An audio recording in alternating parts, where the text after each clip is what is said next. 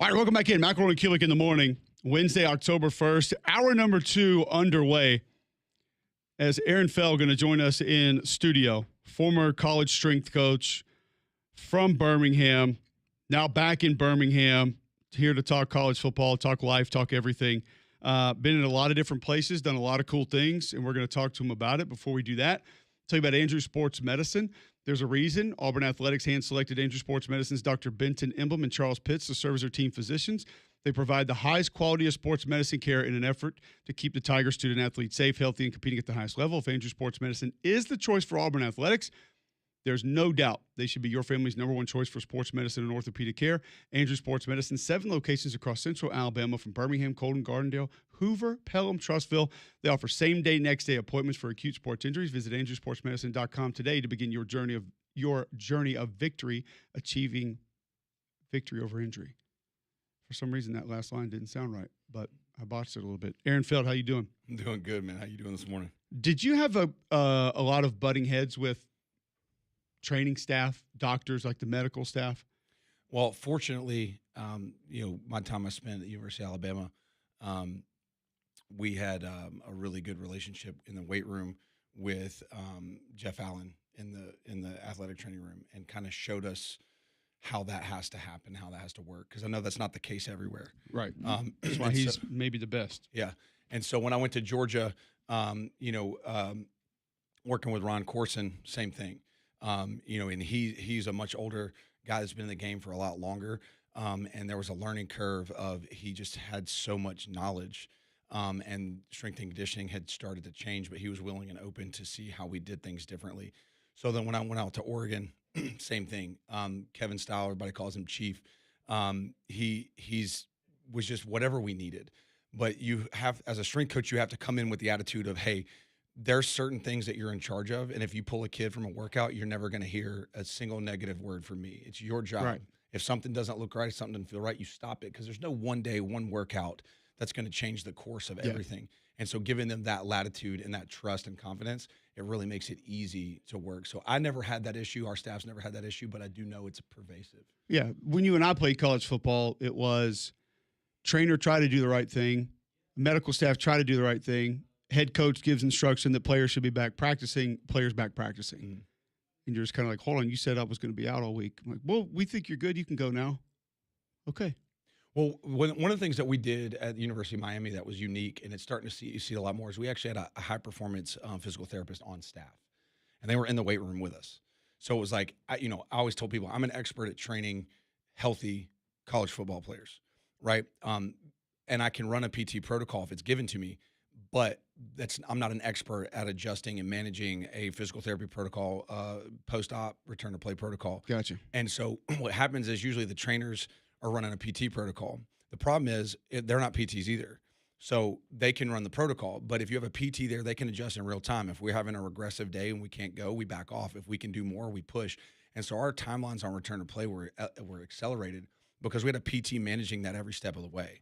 And so they didn't just say, okay, they've met their standards, they can go back with you. Because once you turn them over to the strength coaches, the football coach is like, hey, okay, this guy's good. Right. We actually didn't turn them over to us until they were ready to go back out on the field.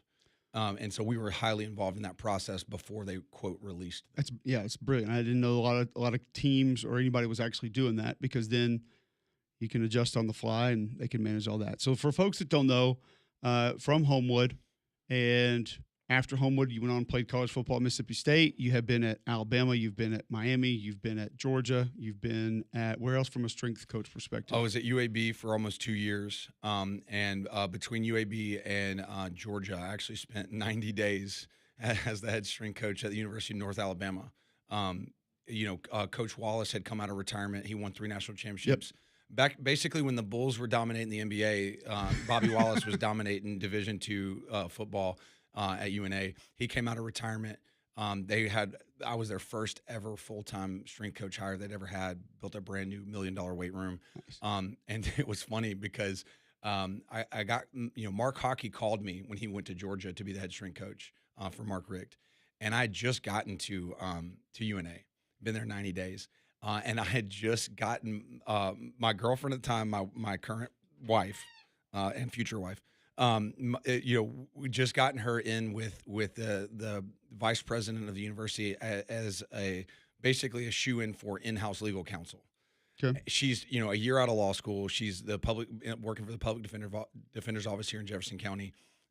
300 active cases. She's in court 6 hours a day, and that's a job that attorneys work for 2 decades to have an opportunity to even like interview for, and like locked it in like when this was happening. And so Mark Hockey calls me, offers me this job. So I go to my AD, and at that point, big fish, little pond. Like I was making like $32,000 a year or something like that, and they had offered me, significantly more than that, but not crazy money. And so if they had matched, like I probably in my youth, I would have stayed.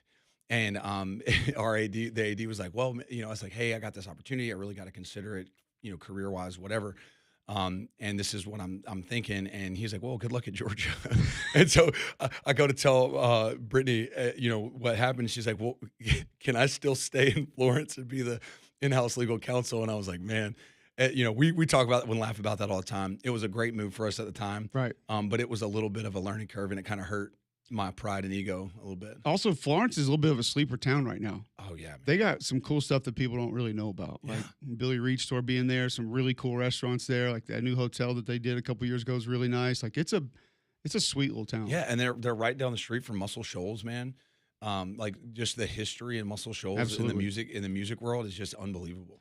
All right, so college strength coach today, what's the biggest headache? I think when our audience that doesn't know the details of it probably looks at it and says, man, this portal era, how do you even get kids to work out? How do you even get kids to show up? Because they can just leave. If you try to make them do these workouts that they don't want to do, they have the ability to just say, I'm out of here at any point in time. Not to mention, a lot of them are making more than you are now, which has not been the case for 150 years of college football. Yeah, and there's a specific story I can tell to that, but there's 2 major issues. That's one of them. You've got an associate director of strength and conditioning. You're making $150,000 a year. You got a player making 10 times that, and you got a player signed up for a massage or a recovery session. This, that, and the other. It's university's paying for it. We're trying to get them better. We're trying to help them and show them value from our end to help them other than just the money they're getting paid, and they don't show up. And it's like, okay, well, let's go hold that kid accountable. Well, we don't want this kid to transfer, so we got to be nice to him all of a sudden. And it's like, I've got an associate director making $150K getting yelled at for a kid not showing up to an appointment. And I always tell our guys, being where you're supposed to be when you're supposed to be there is literally the only easy thing we ask you to do. And then it's extremely demoralizing for a grown man who's been in the business for 20 plus years to be read the riot act. And this isn't specific to where I've been. This is just the way it is in college football.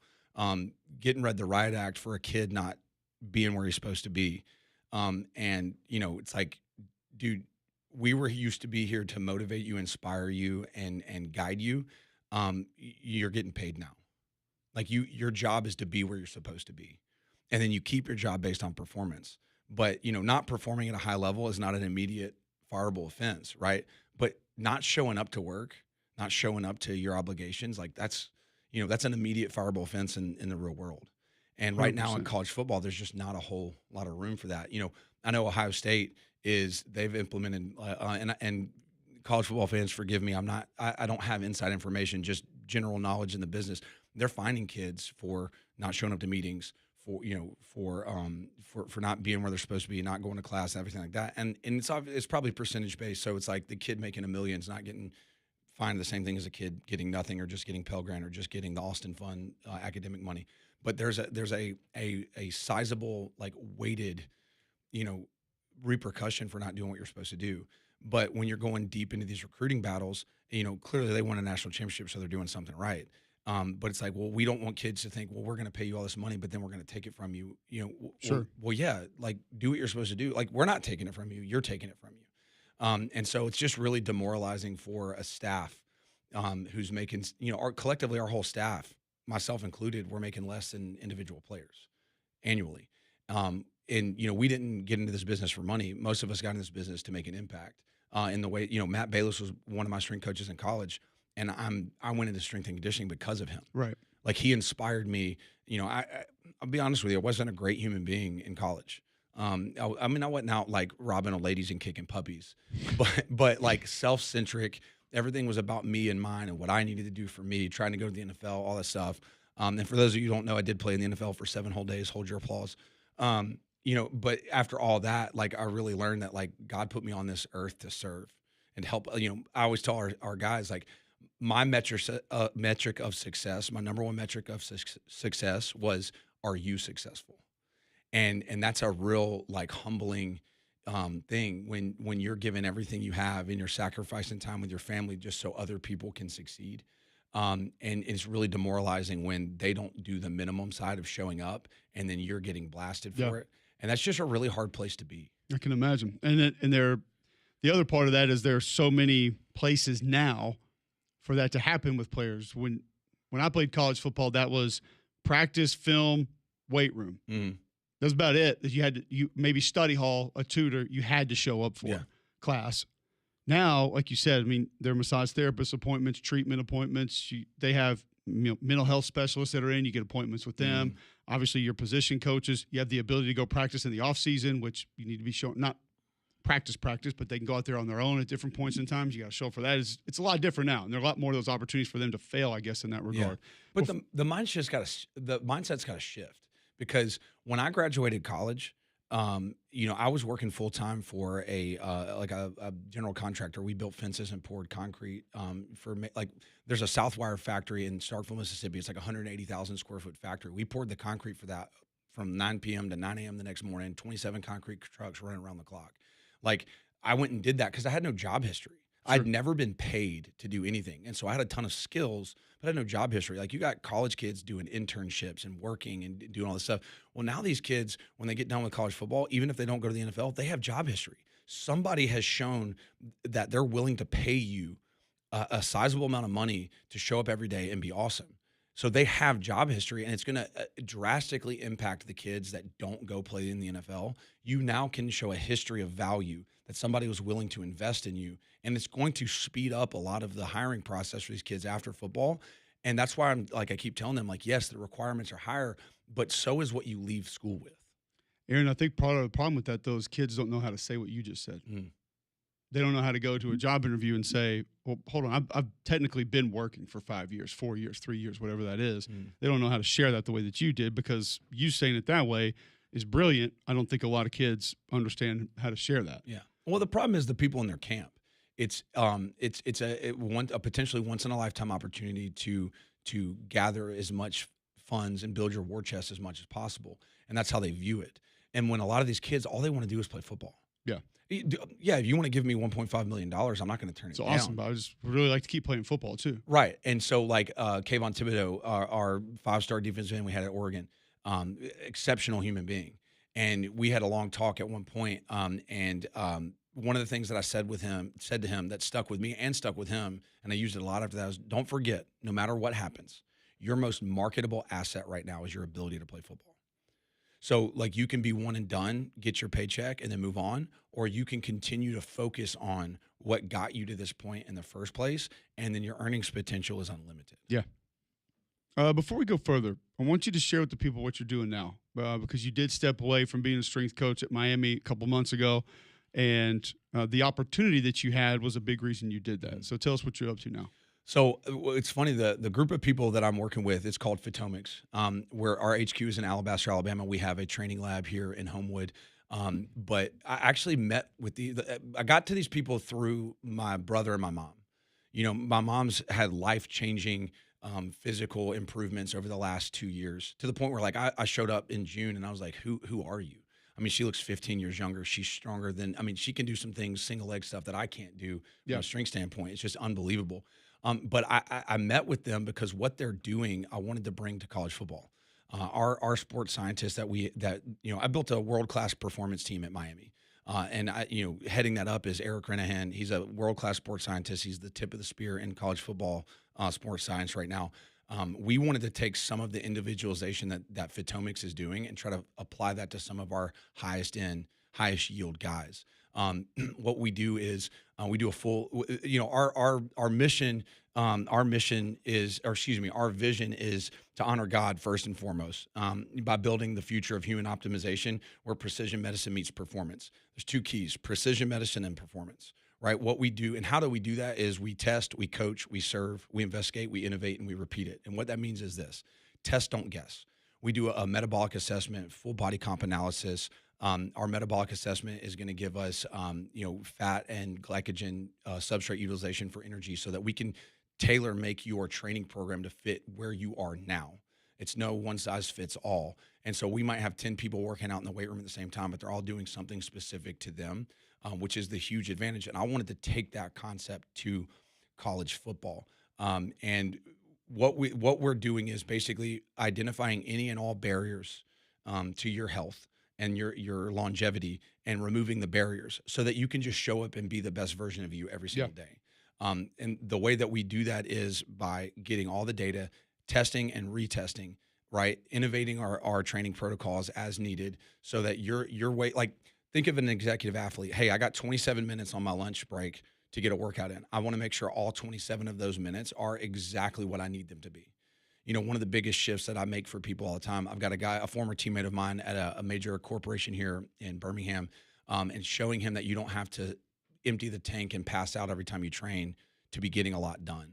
And so we actually reduced the intensity of the training that he's doing to build a much more robust metabolic base, cardiopulmonary fitness base. And so he's able to take calls, like do HR stuff, mentorship of his people underneath him while he's doing his cardio, because the intensity of that cardio is such that he can still have a conversation. Right. As long as he doesn't need to be in front of a computer looking at data. And so, like, shifting the mindset of, if I'm not working as hard as I possibly can in this acute moment, I'm not getting better. That's a real big, like, worry for high level A players. But showing them, like, one, you don't have to choose between work and fitness all the time. And two, can we maximize the efficiency of what we're doing so that you can reach your goals? So we have 2 PhD physiologists, a medical doctor, and a PhD nutritionist, along with myself and some other coaches, and a high-level CRNP who does a lot of our patient care. And so we have a full medical staff, a full, essentially physical therapy / physiology staff. We don't have a physical therapist on staff, but good relationships with a lot of PTs in town, and then elite level coaches. So that we basically built a college performance team for the individual executive athlete, in the civilian population. Yeah. And so that's what we do at Photomics. But otherwise, one of the things that I was working on when I was still at Miami, that we're really excited about, we've developed outside of Photomics, we've developed a youth sports product called Player, without an E. Basically, it kind of came about, we were talking about, like, my son eats nothing but Costco pancakes and Z-bars. I mean, that's 92% of his diet. And so you look at the neurocognitive development of the youth, and the basic building blocks of brain function and brain health and cognitive development. And we wanted to build a product that met all those needs and all those requirements, with no sugar, with no nonsense, ethically sourced materials, the highest quality ingredients, so that your child can develop neurocognitively, regardless of whether they're just eating cardboard all day long just to get enough calories to move and work. And so, and just to be clear, youth sports does not mean 7-year-olds. We get college freshmen all the time, and the first thing that we had to do was break down their nutrition habits, do a complete inventory of what they eat and how they eat, and fix a lot of that stuff. Because you're not neurocognitively fully developed until you're 25 years old. So really, anybody under the age of 25, I would consider a youth athlete, because they're still developing neurocognitively. And so players' goal is to address these deficits in your nutrition to promote the highest level of neurocognitive development possible. So, if we're going to market with a product here this month in October, and we're really excited about it. You can check it out at Player Youth, PLAYR Youth, on Instagram, or playeryouth.com. It's coming out soon, and looking at, like, college athletics and high school athletics, with concussions being a huge part of the game, unfortunately. One of the things that we always did at Miami during a concussion protocol, one of the first things that we do is we add creatine. Your brain runs exclusively on phosphocreatine. the phosphocreatine system. So creatine is a huge component of neurocognitive development and recovery from an injury. Now, this product doesn't have creatine in it. We're working on NSF certification, which we have all the building blocks for it. It's just a process, and a couple other certifications that are prove it's certified safe for children. And not having creatine in it made that process a little bit easier. But then all of the other things. I mean, there's a dozen products out there for brain health, but we wanted to combine everything into one thing. And so it's like if you have athletes playing contact sports, it's almost to the point is like, how could you possibly not have them taking something that's going to give them all the building blocks they need for neurocognitive development, but also health. And in the event of a potential, concussion, Sure. I mean, so this thing is going to be, it's going to be a staple in youth sports, and my goal is to have it to be a staple in college athletics, so that these athletes have what they need to be as safe and perform at the highest level possible. All right, we'll go back into college football today, where it is, where it's heading, the training side of it. I got a couple questions about a couple coaches' kids I want to get to you with. Aaron Feld joining us in studio this entire hour. Back with more next on Mac and Cube in the morning.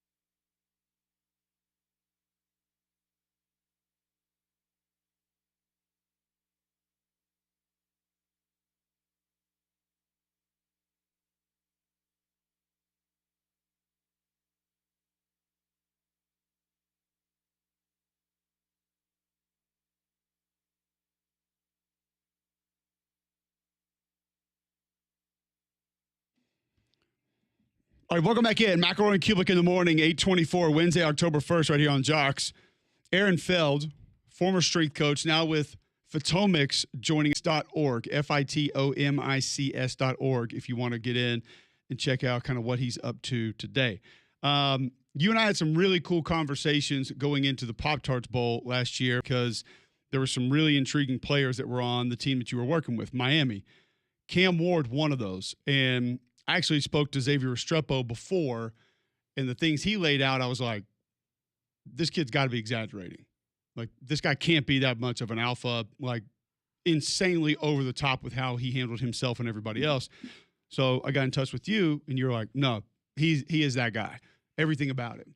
But there was one part of where how he sort of managed things, you guys butted heads a little bit. Mm-hmm. If you want to go into like just his leadership and how he really is sort of that guy, we have a lot of Titans fans listen, so they probably think it's pretty cool. And then the one time you guys did sort of not see eye to eye.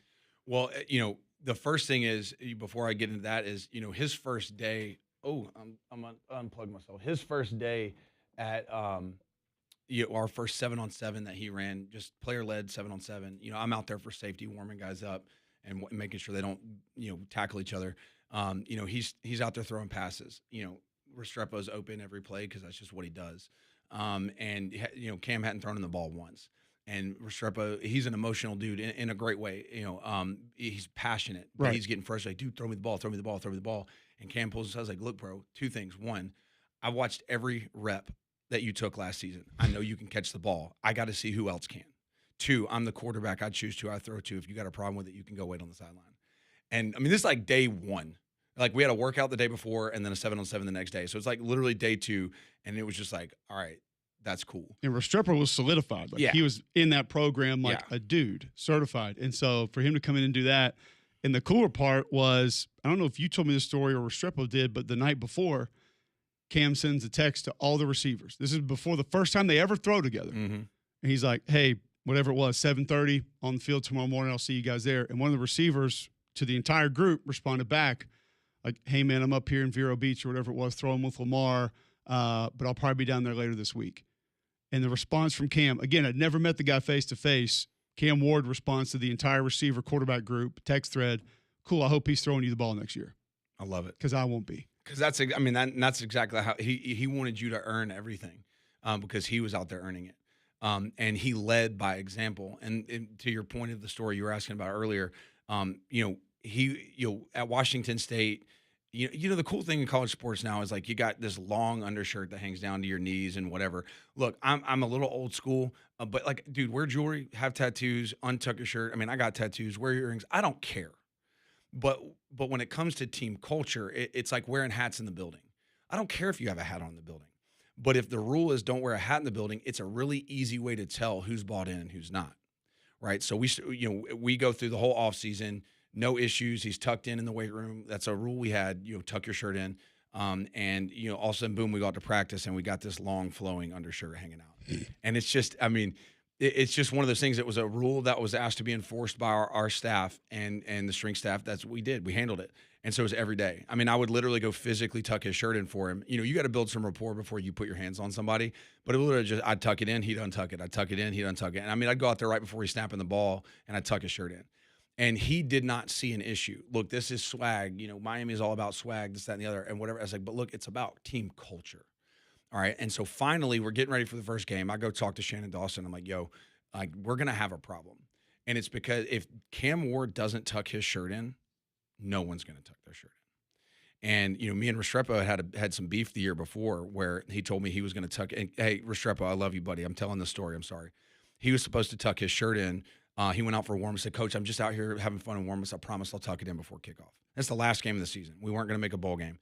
And we go out for kickoff, and he goes out there, and he doesn't have his shirt tucked in. And I basically pressed him, and he just kind of, blew me off.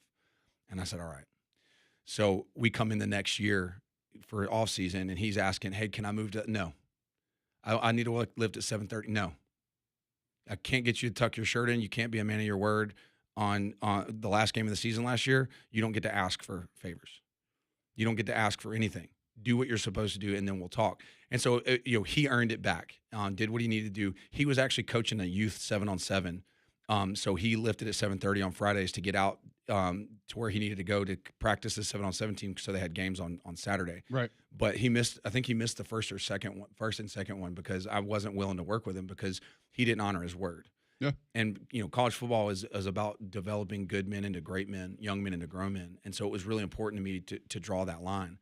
Well, so now we're in the same situation with Cam.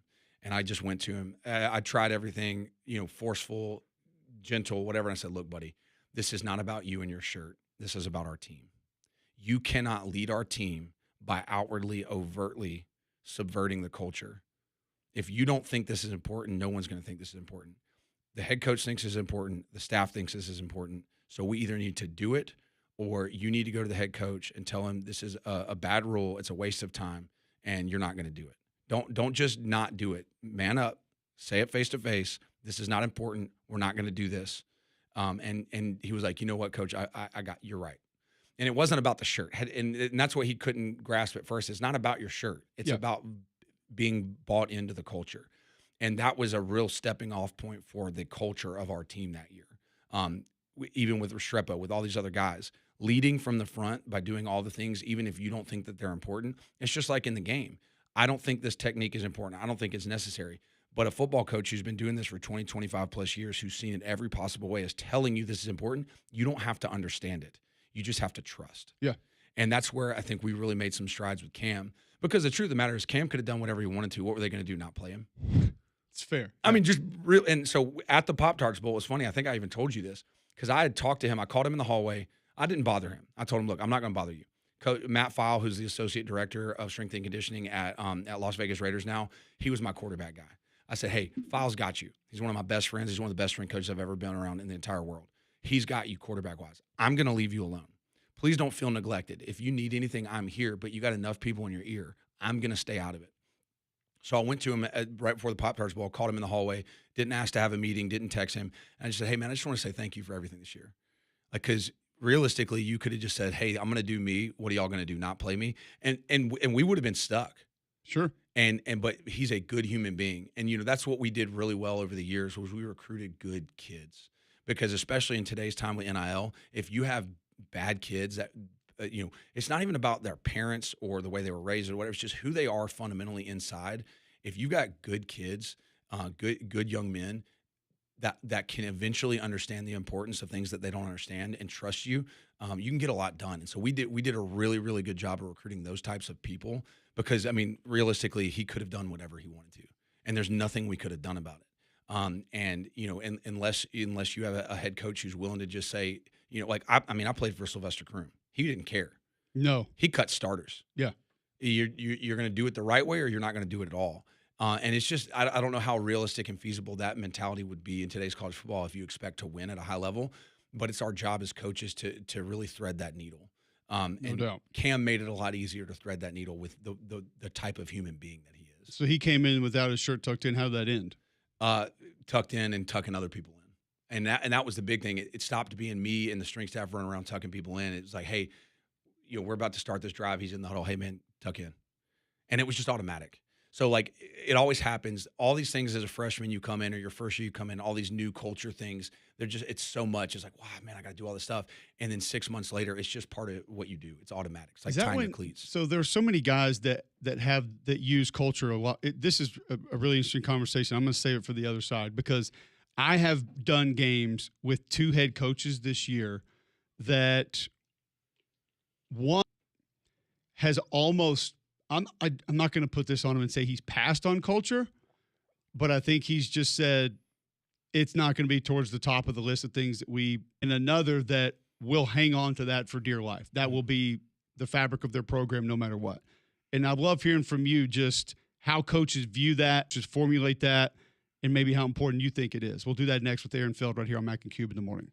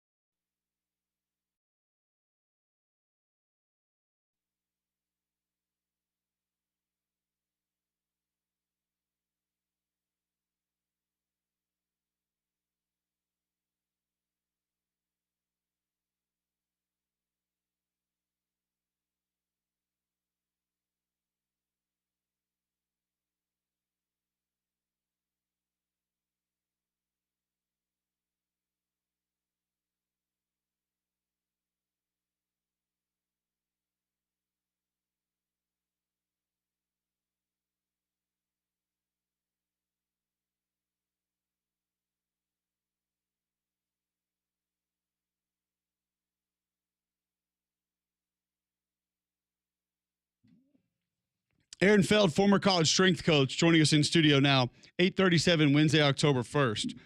Before we go into a little bit more of the culture conversation, you were at Alabama, you were at North Alabama, Georgia, Oregon, Miami most recently, and decided to walk away. You had a great opportunity. And I actually had this conversation with my wife last night at dinner just about, for some reason, potentially coaching always comes up when she and I talk about it. And the situation was like, you think that I'm not with you guys now, go let me be a coach. And you'll really see me not be a part of the family. Like, it's just how it is. It's unfortunate for those guys, but that's what it is. How much of where today's college football is to walk away? Well, I mean, it made it really easy, but I think it's important to note that it's not just today. I mean, it's been that way forever. I can't remember his name, and forgive me if he's listening. He'll know I'm talking about him. The new head strength coach at Homewood High School, Blake Klotz, one of my former colleagues when I worked at UAB. He's one of the best I've ever been around. He chose family instead of a career in strength and conditioning. His wife's a teacher at Homewood, Erin Klotz. Everybody loves her. They chose being in Homewood and raising their family here over. He could have done the same thing I did. For sure. He's got a neighbor that lives a few houses down from him and saw my mustache, came down and talked to us. But he was telling me basically the same story. First of all, he said, "I don't know you, but I just want you to know I'm proud of you." And I'm fighting back tears halfway through this conversation. He's like, there was a time where my daughter was on the sideline with me at every game when I coached UAB, and it was great to spend that time with her. But it was a small consolation to all the time I didn't get to spend with her. And he said I'd signed a new 3-year contract literally a couple of days before, and I started looking down the future of what that looked like. And I literally went to the AD and the head coach and said, "Hey, I'm going to coach the rest of the season if you'll let me, but I can't honor this 3-year contract." And they do all that in June and stuff. Sure. And so he's like, "I don't want to leave you on a bad situation, and but I understand if you don't want me to finish out." But he's like, "I can't." And he's like, "I wish I had the courage to do it 10 years earlier." And so I tried to go to church every Sunday that I wasn't working, which was very rare. And then even on the days that I was working, sometimes I could go, but there was a time we were lighting the Advent candle, and I'm looking at my watch, church had run long, Christmas service, whatever. I'm like, we got to go. Really upset my wife. Didn't get to take a photo with the family at the Advent candle, and it was a big deal, and it eats me alive to this day. But my son went to school where we went to church, and he comes home one day and he says, "Mommy, did you know that Jesus is God?"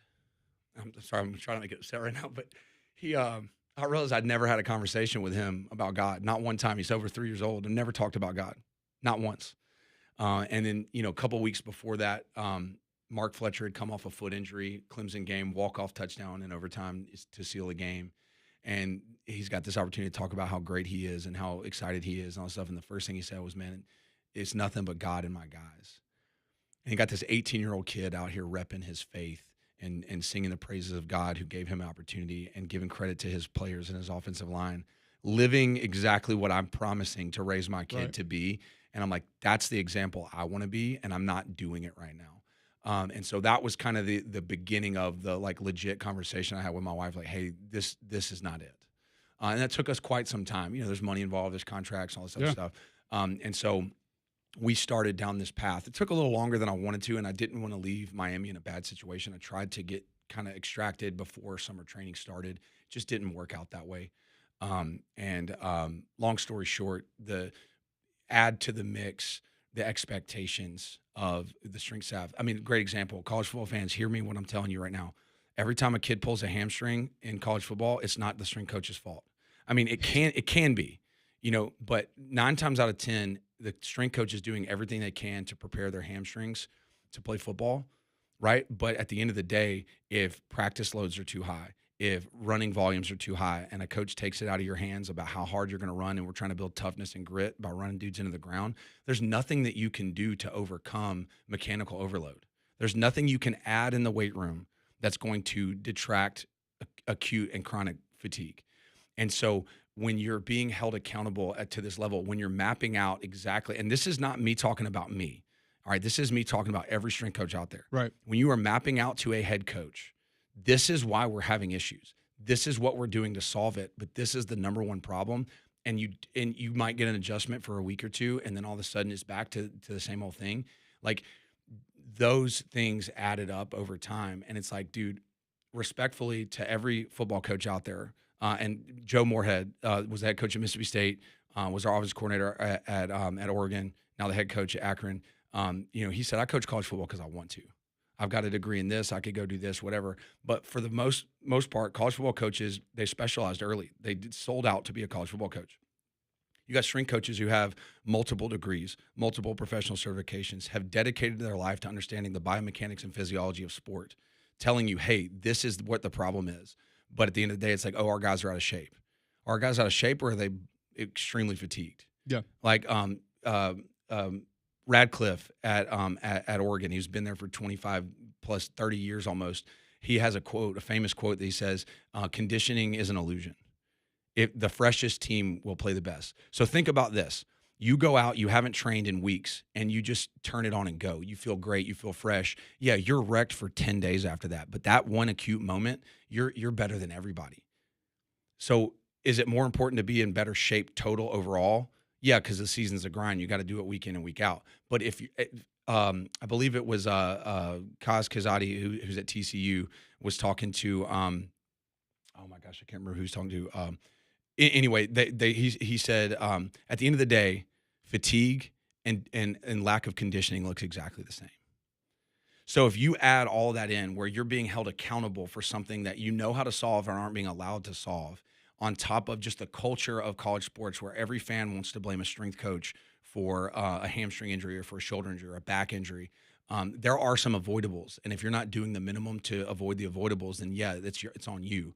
But like, my man Jeff Allen, Jeff, please forgive me if you didn't want this repeated, but we used to make a joke. I'd call him all the time, like hamstrings. This was probably, he's like, dude, hey, when we were at Bama, we didn't have these issues. He said, bro, we were hamstring you.